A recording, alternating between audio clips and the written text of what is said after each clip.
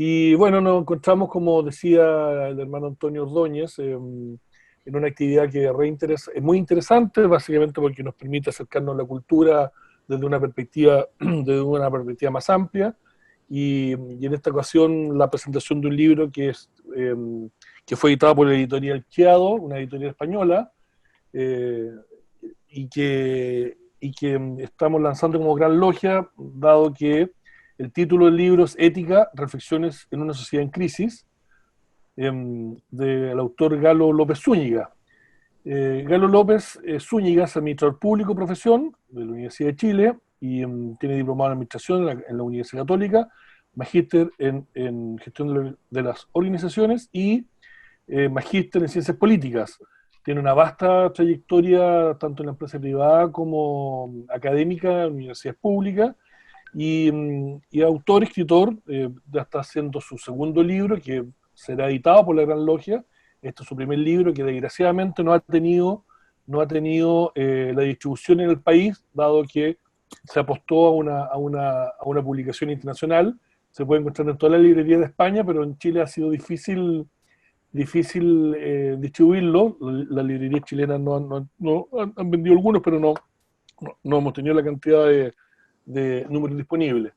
Eh, yo creo que no hay más presentaciones. Yo quiero dejar luego al presentador oficial del libro y bueno, dar la bienvenida a todos, agradecer al profesor Galo López, el autor que venga a compartir en un momento tan especial para todos nosotros en Chile y en la humanidad, cuando afloran en estas circunstancias superiores como de una pandemia del nivel que ya la conocemos, cómo afloran, ¿no es cierto?, una serie de tensiones precisamente que tienen que ver con cómo hemos construido, ¿no es cierto?, una sociedad que hace que, lo decíamos por ahí, que en Italia la gente cante ópera en los balcones en su confinamiento y en Chile la gente tenga que salir a trabajar para conseguir su sustento diario.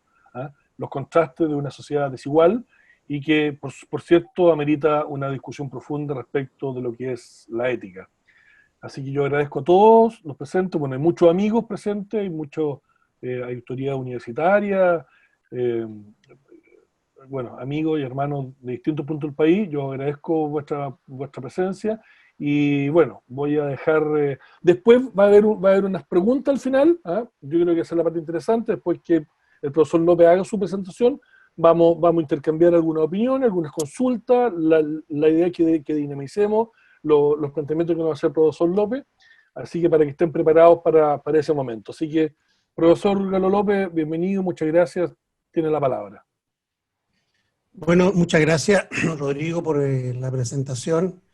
Muchas gracias a todos los asistentes que se han convocado a esta invitación de compartir estas reflexiones que he podido condensar o resumir y exponer en este libro que ya lleva poco más de un año publicado y al cual se puede acceder vía internet, tan solo colocando el nombre del libro.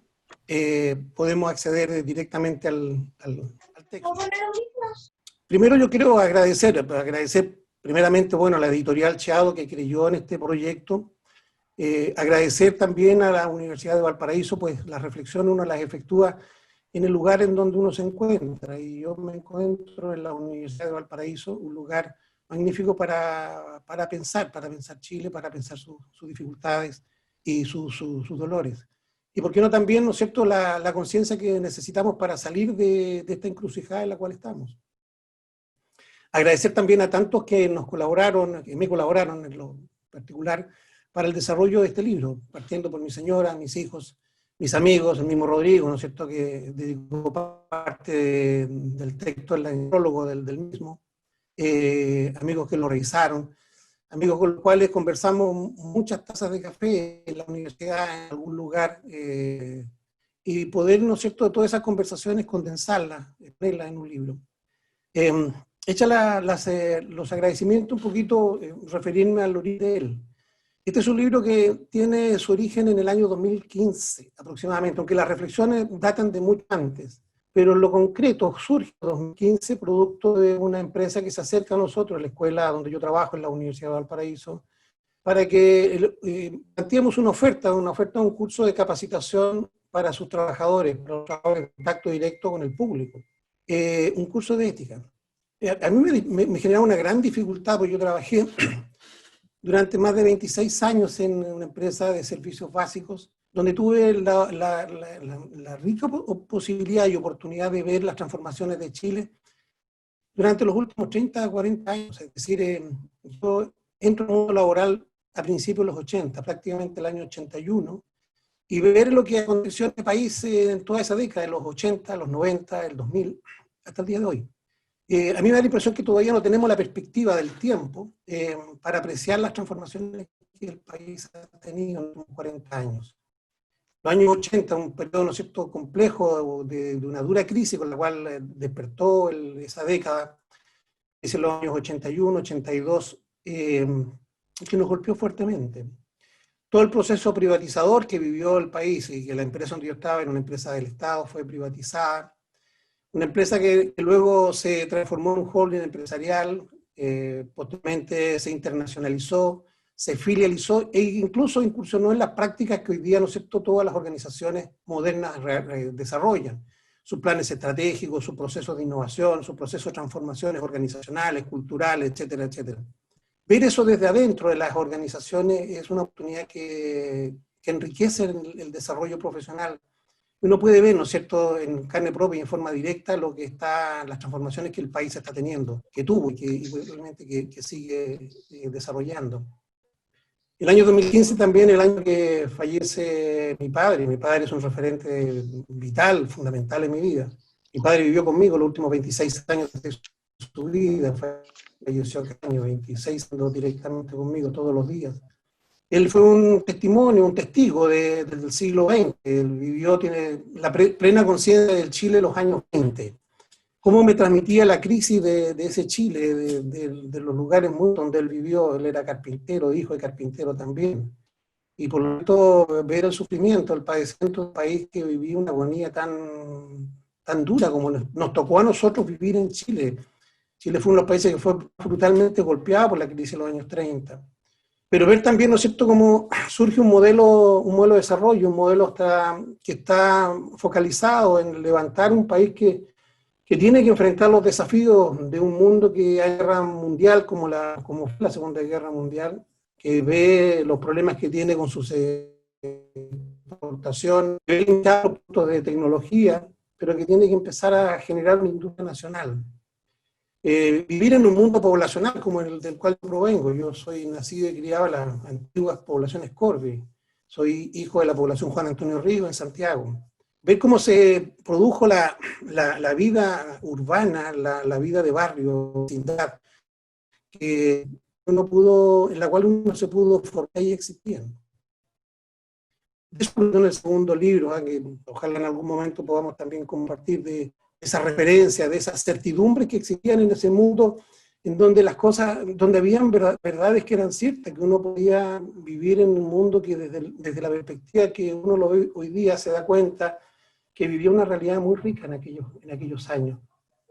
Yo me considero, en lo personal, como le digo, una persona de una generación que yo le llamo bisagra, en el sentido que esas bisagras de vaivén que están en los dos momentos del tiempo, que hemos podido transitar del pasado y ver cómo era el Chile antes de toda esta modernización tecnológica. El Chile que era de aquella época de la radio, de la televisión tan básica en los años 60, de esa televisión en blanco y negro, de esos programas tan recordados por todos nosotros, de los programas radiales, de la televisión, como le decía, en blanco y negro, luego la televisión a color que surge. Y después cuando irrumpe, ¿no es cierto?, la tecnología, cuando el computador se nos mete en los domicilios, en las casas, en el trabajo, cuando nos globalizamos del domicilio, hoy día, ¿no es cierto?, nos podemos conectar de manera tan inmediata y tan sorprendente con un mundo a través de esta tecnología. Eso es lo que uno visualiza, ¿no es cierto?, en estas reflexiones, como que el mundo pasó tan rápido. Las cosas acontecieron a una velocidad que somos incapaces de asumirlas, de comprenderlas plenamente. Y tuvimos que hacerlo. Tuvimos que aprender a vivir en un mundo prestado, un mundo que no era nuestro. Y desarrollar hábitos, prácticas y costumbres, ¿no es cierto?, que no eran las nuestras. pareciera que la historia de Chile en algún momento se rompe, se quiebra, hay un quiebre relevante en la historia, y dejamos de vivir en el tiempo para vivir dentro de un modelo, dentro de una realidad que tuvimos que aprender voces impostadas, voces que no eran nuestras, pero tuvimos que vivir en ellas y hacerlas de una manera, voces nuestras, pero no son las de nosotros. Hoy día estamos viviendo una crisis muy profunda, muy profunda. Los jóvenes, ¿no es cierto?, decían, cuando se hace el alza, ¿no es cierto?, del pasaje, los 30 pesos, dicen que no son 30 pesos, son 30 años. Pero pareciera que no son 30 pesos ni 30 años, 300 años, o quizás 500, de un proceso histórico que ha vivido la humanidad, de la cual nosotros también somos parte. Yo creo que efectivamente el país está viviendo, el mundo entero está viendo de manera larvada, germinal, una transformación generacional muy profunda. Y nos está golpeando donde siempre estas cosas que son en los conceptos éticos, en las cosas que sentimos más cercanas, el concepto del mal, de las buenas prácticas. Estamos en medio de una crisis política, en medio de una crisis social, en medio de una crisis económica, en medio de una crisis multidimensional. Y cuando una crisis multidimensional pareciera que no es ni política, ni económica, ni social, es una crisis cultural. Es una crisis que tiene que ver con valores, que tiene que ver con convicciones. Vivimos en medio de realidades muy inciertas, en medio de realidades muy frágiles, y eso nos hace vulnerables.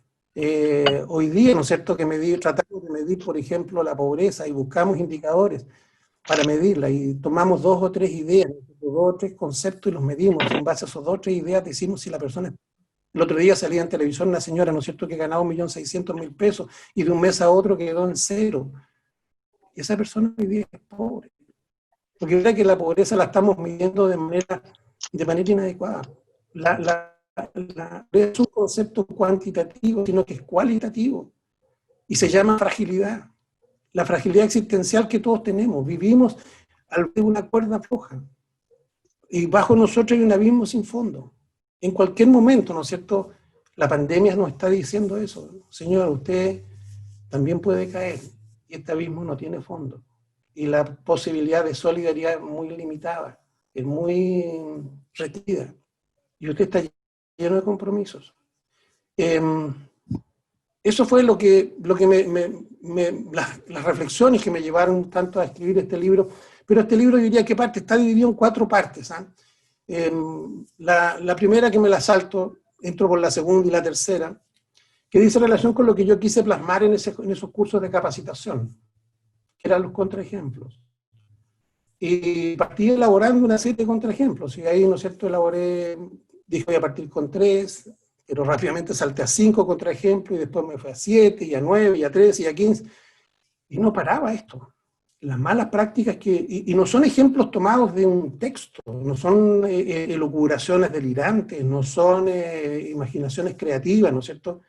Son cosas que uno vio de muy cerca, las tuvo muy a la mano, esas malas prácticas, y malas prácticas que se hicieron funcionales, y que son funcionales a la manera de que el sistema lo requiere, el sistema te demanda, te exige muchas veces esas prácticas. Para que se imagines un trabajador que tiene que cumplir metas. ¿Cuántas veces parte de reuniones de gerentes? Donde durante cada semana era el cumplimiento de la meta. La primera, la segunda, la tercera. La cuarta semana siempre era un estrés permanente por el logro de la meta.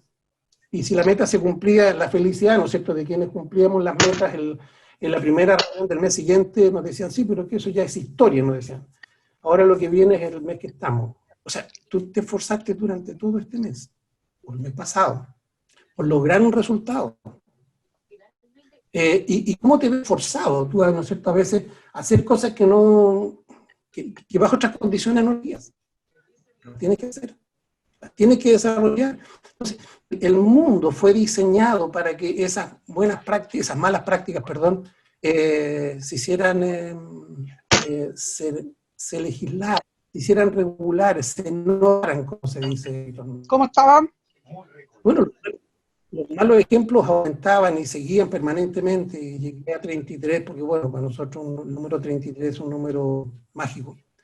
Y me detuve ahí, pero podría seguir, yo creo que hoy día tuviera que reescribir este libro, no sé en cuántas malas prácticas iría, o cuántos ejemplos adicionales yo podría agregar a cada uno de los 33 que están elaborados, ¿no es cierto?, y están desarrollados en este libro, en esa segunda parte, los malos ejemplos, las malas prácticas que vemos, y como digo, que son funcionales, lamentablemente, son funcionales, funcionan, aportan, generan resultados. ¿Cuántas veces, ¿no es cierto?, por esas malas prácticas se ganan bonos en las empresas? Se logran metas, se encubren resultados que hay que cubrir, otros, ¿no es cierto?, otros males, ¿no es cierto?, que se vuelven buenamente, entre comillas, buenamente, se encubren con malas prácticas. Entonces, yo eso quise plantear en eso, ¿no es cierto? Cada una de estas malas prácticas tiene una definición al inicio y 2, 3 o 4 ejemplos hacia abajo que nos van a hablar de las cosas que nosotros vemos a diario. Y la verdad es bien deprimente. Por eso dije, bueno, si hay malas prácticas, bueno, también hay buenos ejemplos, ¿no? Porque y me puse a pensar, en principio, bueno, cuáles son las buenas recomendaciones que debiéramos tener presentes al momento de tomar decisiones. Y quise hacer un poco el espejo de esas malas prácticas, de esos 33 malos ejemplos, considerar 33 principios que de alguna forma nos iluminan. Porque no se trata, este no es un libro de denuncia, no lo quiere ser, es un libro de reflexión. Y más aún, pretende ser un libro de docencia, un libro que no solamente yo pueda hacer clases, ¿no es cierto?, pueda enseñar este tipo de temas, exponiendo las malas prácticas, pero también los buenos ejemplos y las buenas prácticas. Porque si tenemos que salir, ¿cómo salimos? No vamos a salir solamente dando a conocer, relevando las malas prácticas, sino que también, bueno, ¿qué debiéramos hacer frente a esas malas prácticas? Y por eso en esa especie de espejo o de continuadora elaboré en la tercera parte del libro 33 principios rectores de ética, que también son tomados de la realidad, son tomados de cosas concretas. Por eso este es un libro, claro, un libro que quiere hacer de pedagogía, quiere hacer docencia sobre este tema, yéndose, ¿no es cierto?, a la parte oscura, pero también irse a los elementos luminosos que debiéramos ir a buscar, que hoy día lamentablemente no están en la luz, también siguen estando en la sombra, pero hay que sacarlos a la luz para que puedan iluminar las salidas que necesitamos. Pero un libro como este necesita un fundamento, ir a un origen, y ahí por eso me devuelvo. La segunda parte son los contraejemplos, la segunda parte, la tercera son los principios, y había que irse a la primera, ¿no es cierto?, que son los fundamentos, y ahí, bueno, hay que irse a la filosofía. Y ahí, ¿no es cierto?, hago un recorrido por la historia del pensamiento filosófico, desde los clásicos, Sócrates, Aristóteles, hasta los más contemporáneos, Derrida, Levinas, etcétera, etcétera.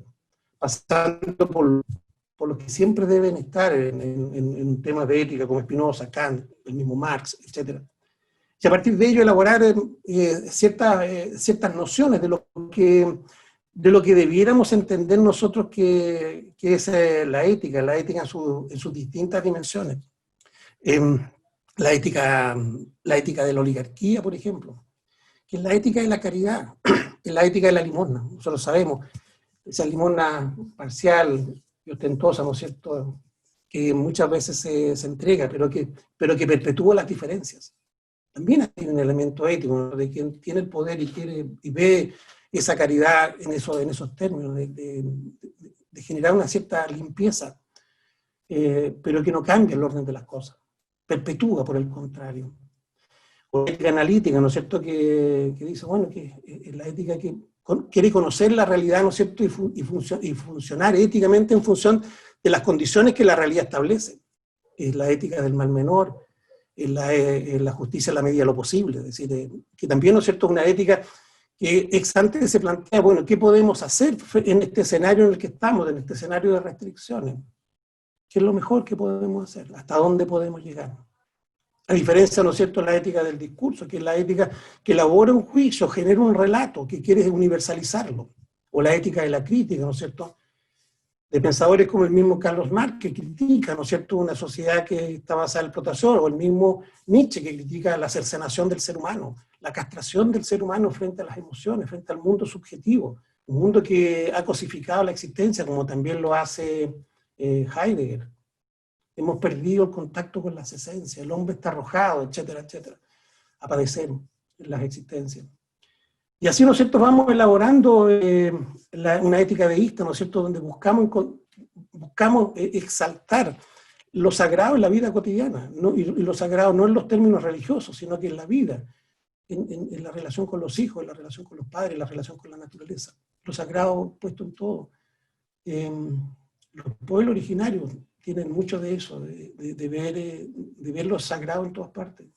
La Pachamama, la madre tierra que tiene, ¿no es cierto?, la relación con la naturaleza viva, la vida en general como elemento central. La ética de la diversidad. Un mundo que necesita al otro, que hoy día lo quiere disciplinar, que hoy día lo quiere someter, pero que necesitamos que el otro se exprese desde su otredad. El mundo es tan complejo, es tan carente, ¿no es cierto?, de salidas, que necesita otras miradas. Y necesitamos la mirada de aquel otro, porque nosotros estamos enceguecidos por el pasado que nos determina. Y necesitamos, por lo tanto, una ética que nos invite al diálogo, que nos invite a la conversación, a un acercamiento. Sabemos que esto es difícil, sabemos que esto es muy complejo, porque vivimos en un mundo que nos determina desde afuera, o que pretende hacerlo. Y por eso yo rescato el valor docente de un tema de la ética, porque la idea es llegar a todos, llegar a los niños, llegar a cada persona en particular. Y ahora que está de moda, ¿no es cierto?, esta vacuna contra el coronavirus, la misma cosa, o sea, ¿cómo nos vacunamos para defendernos de esa determinación que nos quiere normalizar desde afuera? Que nos quiere transformar en personajes estándares, modelables, modulables, en donde la misma libertad, ¿no es cierto?, se vende como hágalo usted mismo, ¿no es cierto?, pero viene el dibujo hecho.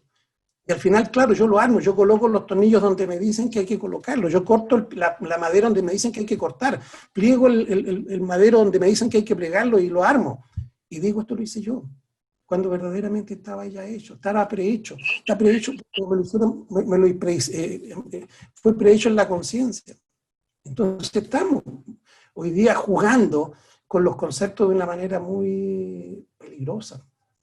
Hablamos de libertad cuando efectivamente la libertad está modelada desde afuera. Estamos siendo determinados desde el entorno. Entonces, esas reflexiones yo quise plantearlas al inicio para sustentar esa sensación de orfandad que el ser humano tiene y esa sensación de fragilidad. Y a esa sensación de orfandad y fragilidad yo le llamo dilema ético. Lamentablemente estamos expuestos día a día a una cantidad enorme de dilemas. ¿Qué es lo que es un dilema ético? Yo tengo un dilema ético no cuando tengo que decidir entre el bien y el mal. Si yo tengo el bien y el mal y las cosas están claras, para elegir el mal tengo que ser, no sé, un desquiciado, un desalmado. Pero no hay dilema ético cuando yo tengo que elegir entre el bien y el mal. El dilema ético es cuando yo tengo que elegir entre dos males. Y lamentablemente, los dilécticos, las decisiones entre dos males hoy día se han multiplicado de manera exponencial. Las decisiones que muchas veces tiene que tomar un padre respecto a la educación de sus hijos, en el mismo trabajo, en la relación con los vecinos, tenemos que decidir entre dos males. Y tenemos que salir, ¿no es cierto?, con la ética del mal menor, pues, o sea, y saber, ¿no es cierto?, que tenemos que tomar esa decisión. Hoy día, ¿no es cierto?, el Parlamento está discutiendo el tema del 10% del retiro, ¿no es cierto?, de los pensionados. Es un dilema ético, porque cualquiera de las dos decisiones no es buena. No es bueno que, efectivamente, y le encuentro la razón al gobierno cuando dice que si yo me tengo que comer los ahorros, ¿no es cierto?, no es bueno, pero tengo que comer hoy día. Entonces, la decisión, una es mala, y la otra decisión también es mala. Hoy día, ¿no es cierto?, tenemos eso.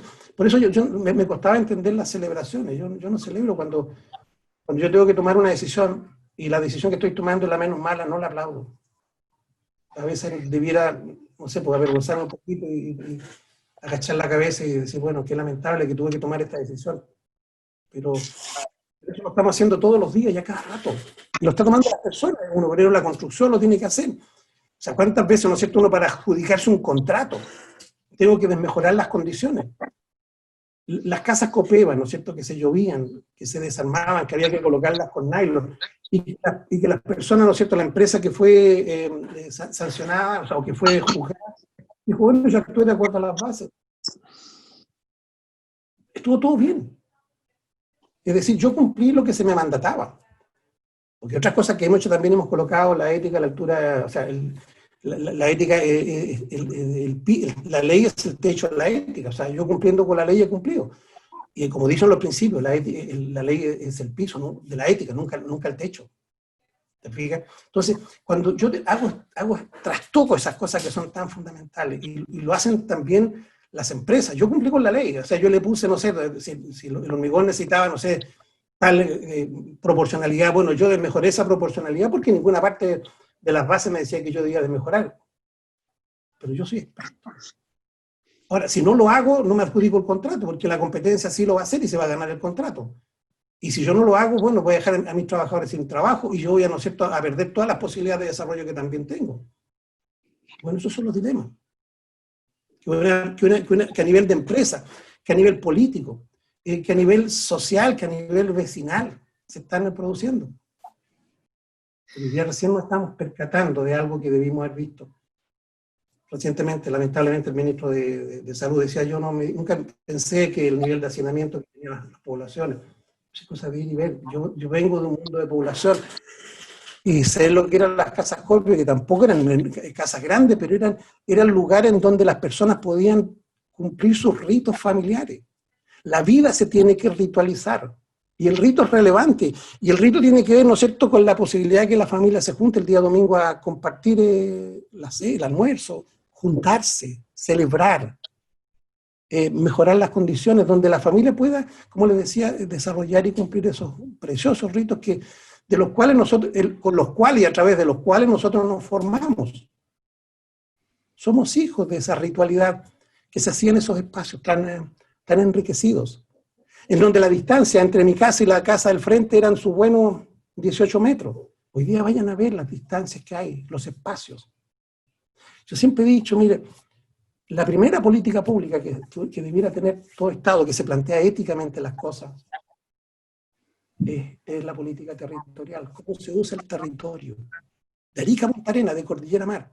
Tenemos un territorio complejo, pero esa es la primera. ¿Cómo debiéramos usar el norte grande, el norte chico, el centro, el sur? Y tenemos a cuánta población concentrada entre Valparaíso y Rancagua. ¿Y bajo qué condiciones? Por otro lado, ¿no es cierto? ¿Cómo tenemos que diseñar esas mismas poblaciones que estamos haciendo hoy día? Cuando uno se plantea el tema ético, se plantea el tema de la vida. Y ahí me voy a Nietzsche, ¿no es cierto? La vida como sabia. La vida sabe cómo tiene que desarrollarse ella misma. Y cuando yo digo, bueno, la vida tiene que ser así, yo me digo, bueno, ¿cómo tiene que ser una casa? ¿Cómo tiene que ser un barrio? ¿Cómo tiene que ser un hospital o una escuela? Para que la vida haga lo que la vida sabe hacer. No se trata de modelar, ni de modular, ni de inducir, ni de estimular la vida desde afuera. La vida sabe hacer lo que tiene que hacer. Cuando se le dan las condiciones para que ella haga, esa vida sabe desarrollar. Y eso se llama, ¿no es cierto?, cosas bien concretas, se llaman políticas públicas.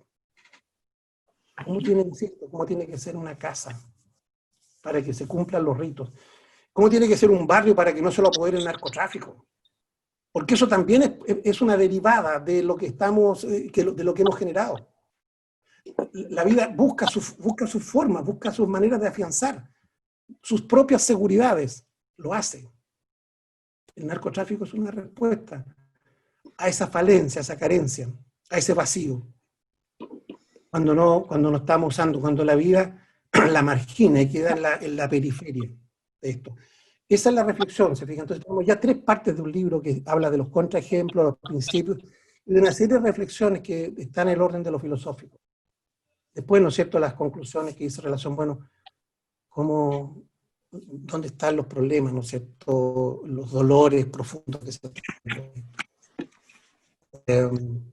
hay varios, ¿no es cierto?, en torno al trabajo, en torno a la educación, para qué nos educamos, qué es lo que es la educación, cuáles debieran y cómo deberían ser las prestaciones básicas que requiere la gente. Y por último, ¿no es cierto?, la R del recuerdo. Para nosotros, ¿cierto?, el recuerdo juega un papel relevante, y eso es lo que hacemos. ¿Cuál es el objetivo de la vida de una persona, a mi juicio? Sino que dejar el recuerdo, dejar la memoria del paso que uno tuvo por esta vida. Como conversaba el otro día con una periodista, le decía, mire, entre el 0 y el 1 hay infinitos números, pero yo vivo entre el 0 y el 1, yo estoy acotado, ¿no es cierto? Sé que nací el día 0 y moriré el día 1, que no sé cuándo será, pero yo tengo que lograr entre el 0 y el 1 la vida y darle densidad existencial, valor, peso a esa vida. Y por eso tomo esos tres elementos, responsabilidad, respeto y recuerdo, coronado por uno, ¿no es cierto?, que es fundamental, que es la conciencia, entendiendo por conciencia la capacidad de darme cuenta. Me tengo que dar cuenta de lo que está pasando, de quién soy, de las labores que tengo que realizar. Bueno, no extiendo más esta presentación, este breve esbozo de este libro. Y terminar nuevamente por agradecer a todos y a cada uno de ustedes por haberme dado esta oportunidad, usando este magnífico medio de la distancia para poder volver a estar cerca de muchos, de quienes también yo tengo mucho cariño. Muchas gracias a la Gran Logia, muchas gracias a la Editorial Chado, muchas gracias a la Universidad de Valparaíso. Gracias a ustedes. Muchas gracias, Galo. Interesante. Bueno, siempre tus presentaciones en realidad lo que hacen es invitar a una conversación más profunda, porque hay una motivación detrás y eso es interesante. Aquí está el libro, por si acaso. ¿Eh? Eh, ahí lo van a compartir, parece, ahí está, sí. Es el libro. Y bueno, yo quiero dejar la palabra a nuestro amigo y hermano Roberto Rivera, director de la revista Occidente, además, escritor de larga data, y bueno, un amigo por muchos de nosotros muy querido. Roberto, por favor. ¿Qué tal? ¿Cómo estás tú? Muy buenas tardes. Oye, bueno, lamentablemente, no sé si se enteraron, pero justo me quedó mudo mi computador. Estoy en el teléfono. ¿Ya? Pero se te ve muy bien en el teléfono, Roberto. ¿Se ve bien? Ah, perfecto. Sí, muy bien. Bueno, entonces, Rodrigo, gracias Rodrigo a ti, a Galo, a Antonio Ordóñez, Jenny, a toda la gran logia, ¿no?, que podemos estar conversando esta noche y escuchar a Galo. Realmente esto lo habíamos planificado, te recordarás, para el mes de abril. Conversamos allí en ese momento y ha venido ocurriendo todo esto de manera que ya nos encontramos en julio y ya no podía demorar más presentar y conversar sobre este interesante libro, ¿no? Bueno, el estudio de la ética, ¿no?, de los valores que guían el comportamiento, ¿se sigue escuchando o no? ¿Aló? Sí, sí, se escuchan. ¿Sí? Sí. Bueno, viene ya de lejos, desde que el hombre es hombre, es decir, cuando nosotros podemos ver la ética de Nicómaco de Aristóteles, ya existe la preocupación que nos va a guiar por toda la vida a los hombres, porque es un tema que acompaña el hilo de nuestra vida desde siempre, ¿no? Y es como la ética, es como, por así decir, la línea invisible que permite que existamos como sociedad humana y como los humanos nos insertemos individualmente en ella, ¿no? Sin esta línea invisible que nos habla de lo posible y lo no posible, de manera que podamos vivir armónicamente, la sociedad humana no existiría, ¿no? Ahora bien, ¿cómo se provoca superar esta línea? ¿Cómo se provoca aquello? ¿Cómo en este ámbito, en qué ámbito comienza a superarse esto y se va volviendo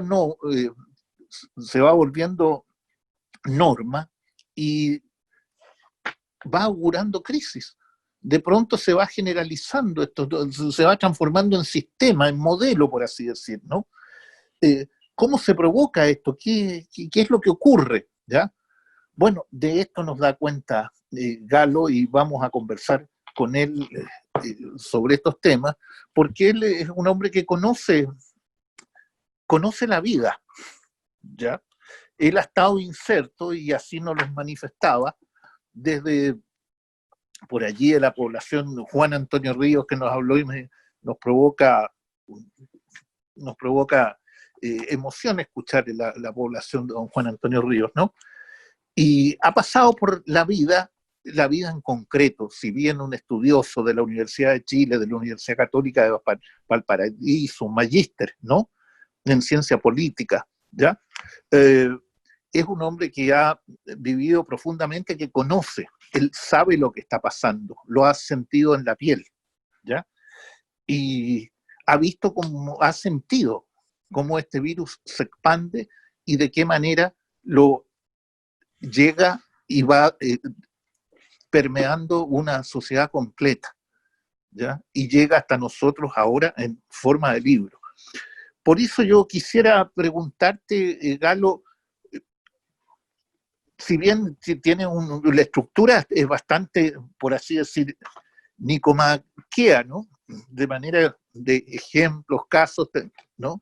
Quería preguntarte, ¿cuánto demoraste tú en escribir, si bien toda la vida, cuánto demoraste en escribir este libro? Bueno, como le comentaba, yo partí a fines del año del 2015 y terminé el 2017. Fueron 2 años. Obviamente estas cosas uno las escribe a ratos. La Universidad de Valparaíso es bastante demandante en términos de trabajo. El 2017 yo tuve que asumir un puesto directivo también en la misma facultad donde estoy, y ahí tuvo que ralentizarse el proceso. Pero la reflexión venía de mucho antes. Dentro de las personas que está presente, veo aquí al profesor Yokota, con el cual conversamos mucho, el Lizardo Gómez, que también hemos conversado estos temas, Andrés Bernal, que también nos acompaña, y bueno, con tanto más del taller, conversamos estas cosas, Rodrigo Fuente. Entonces son conversaciones que uno tiene y que después las plasma y son relativamente rápidas, en el sentido de que uno está escribiendo no desde la imaginación, sino que, o de la inventiva, sino que es lo que uno vio, lo que uno sintió. Pero fue eso, diría, a partir de fin del 2015, diciembre del 2015, que me capturó esta idea, muy fuerte hasta marzo del 2016, después media jornada. Y aquí obviamente que está el decano de la facultad, voy a decirlo bien despacito para que él no escuche, lo que uno aprovecha los paros, porque cuando hay paros, a veces yo llegaba igual temprano y como no había clase, me encerraba a escribir. Por lo tanto, también sirvieron. El 2016 creo que tuve un paro bastante largo y ahí le saqué mucho provecho. Así que agradezco en esa ocasión al paro. El libro tiene mucho de ese tiempo que lo tendría que haber dedicado a otra cosa. Muy bien. Sí, no, precisamente apuntaba eso al tiempo de la escritura misma, ¿no? Que tú dices, bueno, el 2015, el 2017 ya... Entonces, esa es la formalización material, pero precisamente aquella otra parte que tú hablabas, porque los libros uno los va escribiendo antes en la cabeza, ¿no? Entonces, ¿cómo se te fue armando este proceso ético a ti? Y cuando después, bueno, en 2015 comenzó a hacerse libro, pero ese libro ya estaba antes, ¿no? No, bueno, ¿Cómo fue ese llamado? ¿Cómo fue ese llamado? A ver, yo creo que fue muy natural, con el mismo profesor Yokota. Me acuerdo que para el movimiento estudiantil, nos faltaba no quiero ser peyorativo, pero nos faltaba la guitarra para ir a pregonar en distintos lugares de Santiago, Los Andes, Valparaíso, Viña, sobre la crisis que estábamos viviendo, educacional. El año 2011 hicimos un recorrido bastante relevante con el mismo profesor Lizardo Gómez, conversamos mucho y escribimos pequeños artículos. Él mismo estaba escribiendo un texto, yo hice algunas revisiones de su texto y por lo tanto uno también va plagiando, y también es cierto que uno recoge de estas conversaciones y de estas ideas que le transmiten tantas personas, que uno tiene que reconocer. De alguna manera, muchos libros también son gran parte plagio, porque son conversaciones, son ideas que no habrían existido si uno no tiene esa conversación con esa persona. Entonces, los libros siempre son una creación colectiva, aunque llevan un solo nombre de su autor. Muy bien, muy bien. Sí, Claro, son diálogos, ¿no? Como hay libros que conversan estrechamente entre sí y se van ampliando esos diálogos, van haciendo una red de diálogos, por así decir. Eh, ¿Cómo llegaste a esta estructura del libro? ¿Qué fue lo que te motivó así que fuera con contraejemplos, ¿no?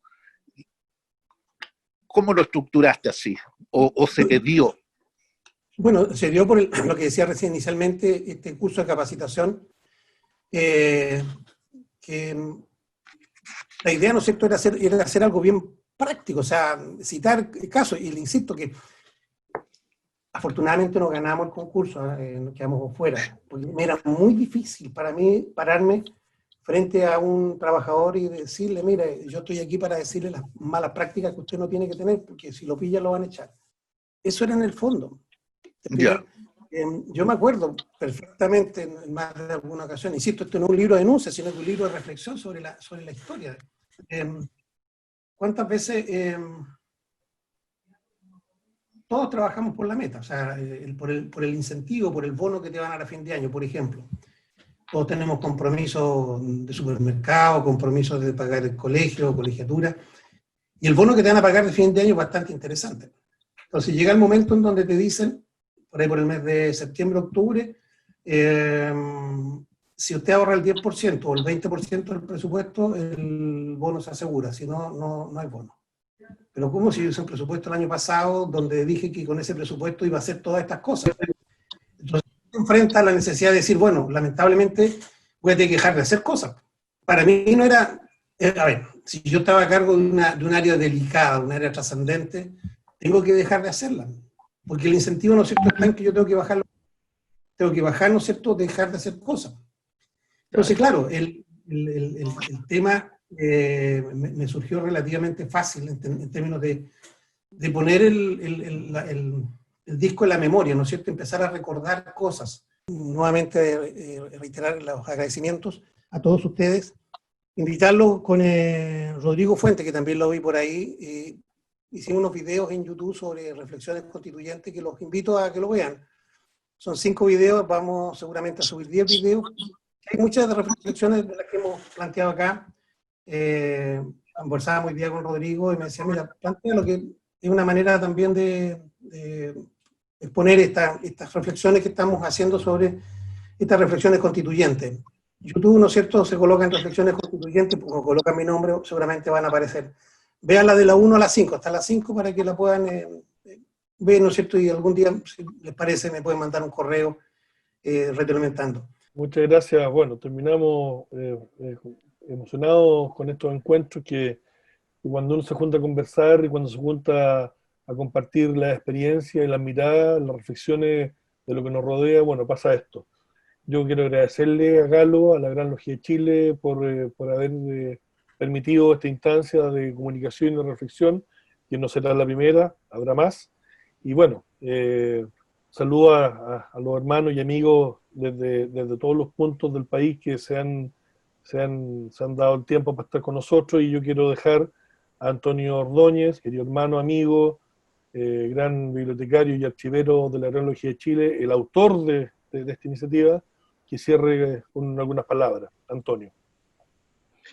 Muchas gracias a todos los que nos acompañaron en esta oportunidad, donde hemos vuelto a retomar estos conversatorios de una conversación que se quiere hacer sobre la intelectualidad y el pensar chileno desde una corriente un poco más íntima, como lo encontramos. No es una convocatoria que nosotros queremos desear muy amplia. Ojalá gente esté interesada en el tema y que le apasione como ocurrió hoy día.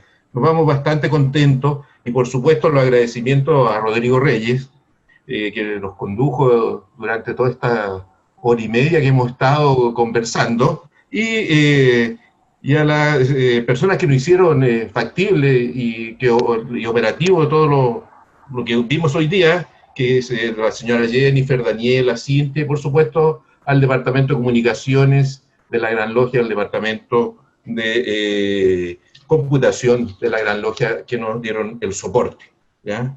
Asimismo, agradecer la presencia de las autoridades de la Gran Logia de Chile, y a todo uno y a cada uno de ustedes muy agradecido.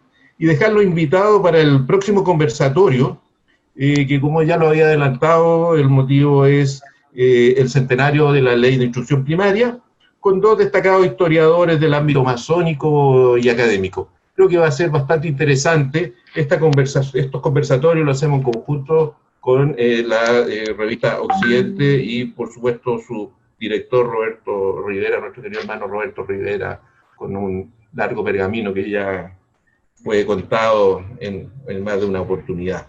Y el seminario subsiguiente va a ser en septiembre, con una mirada de la educación del siglo XX a partir de la Ley de Instrucción Primaria, donde van a estar presentes dos rectores de universidades públicas nacionales. No me queda nada más que agradecerle a todos y muchas gracias, sobre todo al autor. Muchas gracias. Gracias a todos. Hasta luego. Un Gracias abrazo. a todos. Muchas gracias. Chao, Antonio. Chao, chao. Muchas gracias.